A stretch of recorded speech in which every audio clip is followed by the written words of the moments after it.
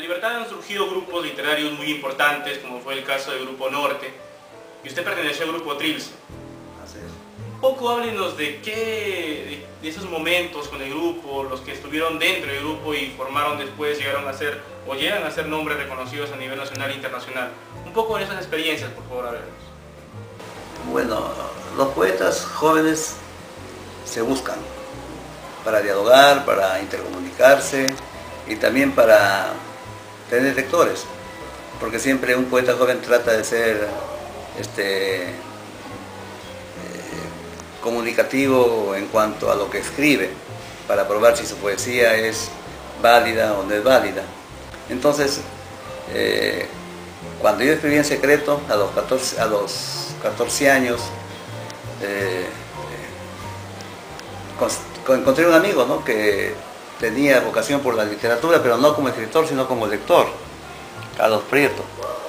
Y este Carlos Prieto era amigo de otro muchacho que no tenía que ver nada con la literatura, pero era amigo de Manlio, él después caricaturista, muy hábil, de mucha destreza, casi genial.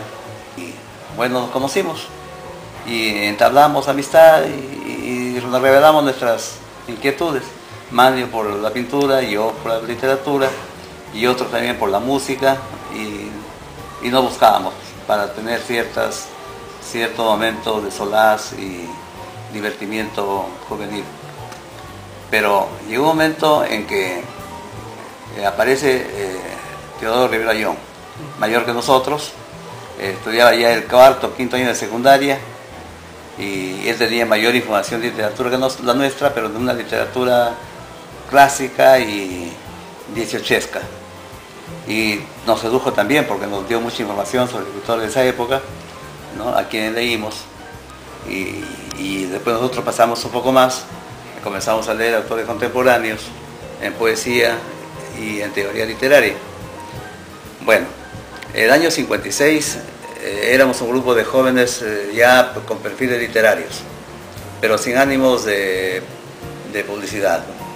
Y concurríamos a los eventos literarios, conferencias, recitales poéticos que a veces se daban en el Diario Liberal y otros eventos que se daban en Peña del Mar, que quedaba en Pizarro. Y bueno, ya nos íbamos definiendo por algo que tenía una firmeza. Y el 56, el 57 hubo un concurso literario convocado por el Club Leones, y yo lo obtuve justamente con un poema de amor.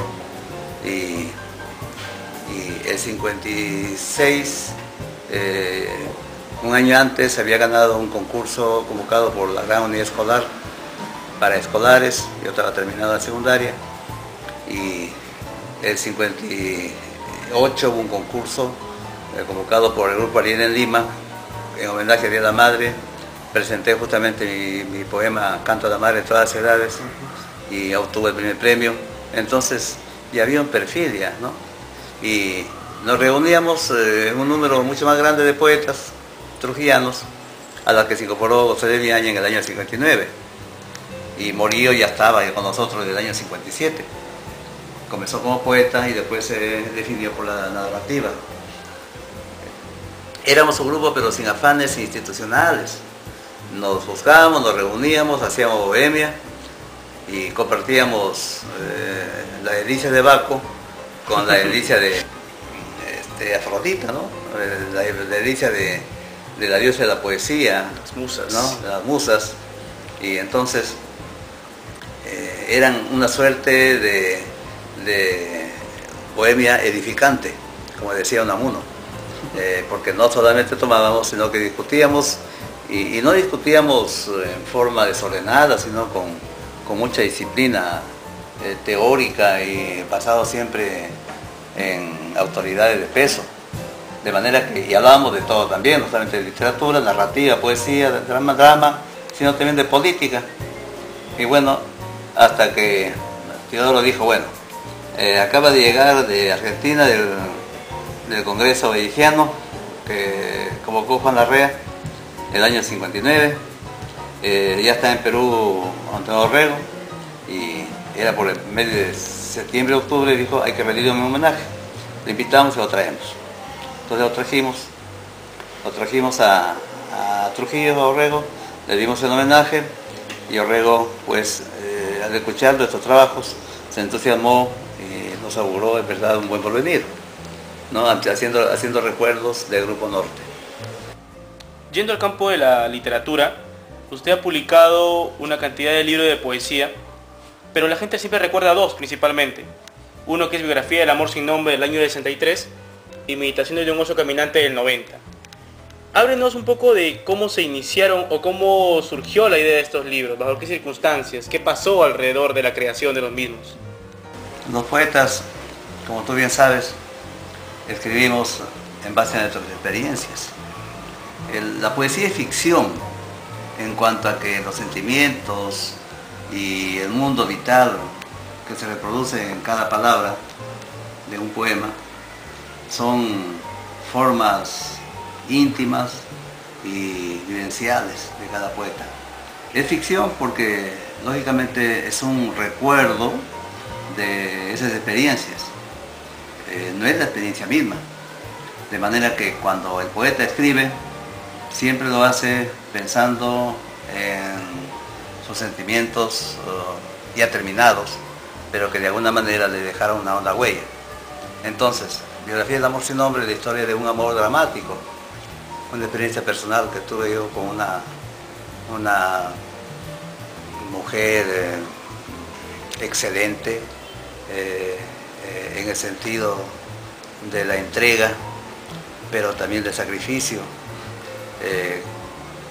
que tenía un problema muy serio porque había desarrollado un compromiso con otra persona y bueno, yo llegué a última hora a su vida y entonces todo lo que se narra en ese poema es parte del drama sentimental, afectivo, psicológico que yo viví y bueno, le puse por título Biografía del amor sin nombre, porque en verdad no se podía declarar el nombre de ella, ¿no? Tener una oscuridad y entonces biografía porque es un relato de esa aventura sentimental, esa historia sentimental, ¿no? Y bueno, ese poema se distingue porque fue escrita con mucha sinceridad, propio de un joven de 20 años y también no encubre sus sentimientos bajo una retórica poética, sino más bien la retórica poética sirve para que el sentimiento tenga la plena fuerza de expresión. Eso es el caso de Biografía del amor sin nombre. En cuanto al libro de Meditaciones de un oso caminante, bueno, yo estaba prácticamente solo en esta casa porque mis hijos habían viajado y tenía que cuidar la casa. Entonces, la montaña biblioteca tenía ventanas pero no tenía lunas y yo me quedé a dormir ahí una noche, o no, una semana. Y bueno, una noche que no podía conciliar el sueño, cogí un papel y lápiz y comencé a escribir Meditaciones de un oso caminante. La mayor parte fue escrita esa noche, amanecí escribiendo, no dormí. Ya después agregué otros poemas. Y Meditaciones de un oso es de repente la resaca de una idea que me atormentaba desde mis años de adolescente, el origen del hombre. Es decir, cómo es que el hombre nace, cómo es que el hombre se desarrolla y luego por qué el hombre se encuentra después en una situación dramática, trágica de la vida histórica social en donde no asegura su existencia. Por el contrario, el hombre busca su destrucción.